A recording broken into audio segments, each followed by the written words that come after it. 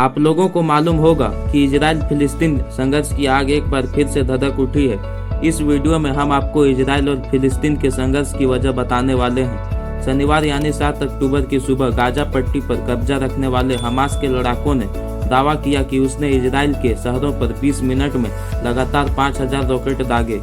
वैसे इन दोनों के बीच यह कोई नई लड़ाई नहीं है, इसके पहले भी ये दोनों के बीच छोटी मोटी युद्ध होती रहती थी।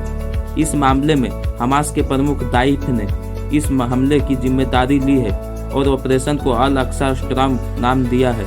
मोहम्मद दाइफ ने कहा, हम दुश्मन को पहले ही चेतावनी दे चुके हैं। इजरायलियों ने हमारे लोगों के साथ सैकड़ों नरसंहार किए हैं। दाइफ ने आगे कहा कि हम ऑपरेशन अल अक्सा फ्लड की शुरुआत की घोषणा करते हैं। हम ये घोषणा करते हैं कि दुश्मन के ठिकानों, एयरपोर्ट्स, सैन्य अड्डों पर किए गए हमारे हमले में 5000 से अधिक रॉकेट दागे गए हैं।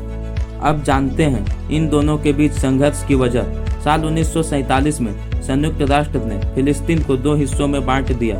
इसका एक हिस्सा यहूदियों को दिया गया, जबकि दूसरा हिस्सा अरब समुदाय के लोगों को दिया, जिसमें अधिकतर लोग इस्लाम को मानते हैं। इसके बाद 14 मई 1948 को यहूदियों ने अपने हिस्से को एक अलग देश घोषित कर दिया, जिसका नाम इजराइल रखा गया।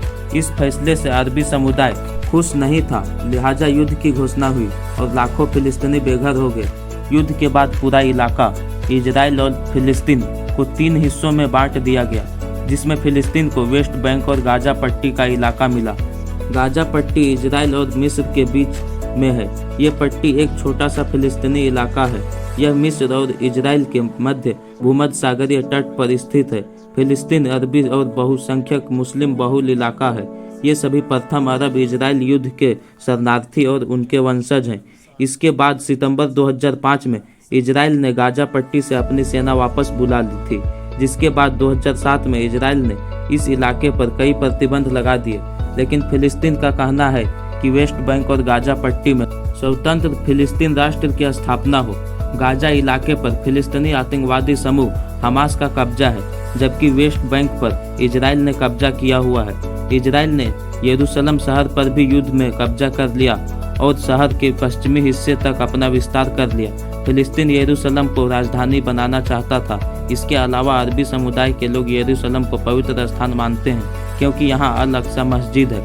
लेकिन यहूदियों में भी इस शहर को पवित्र माना जाता है। इस मुद्दे पर पिछले 25 साल से शांति की वार्ताएं चल रही हैं, लेकिन अब तक कोई हल नहीं निकल सका। इसी वजह के चलते ये युद्ध सामने आया। इसमें इजराइल ने भी युद्ध का ऐलान शनिवार को ही कर दिया। इस युद्ध में दोनों पक्षों की तरफ से 500 से अधिक लोगों की जान जा चुकी है। इस युद्ध में अमेरिकी राष्ट्रपति बाइडेन ने कहा कि अमेरिका इजराइल के साथ खड़ा है। वैसे आप लोगों को क्या लगता है कि कौन जीतेगा? हमें कमेंट में ज़रूर बताइएगा। मिलते हैं अगले वीडियो में। जय हिंद।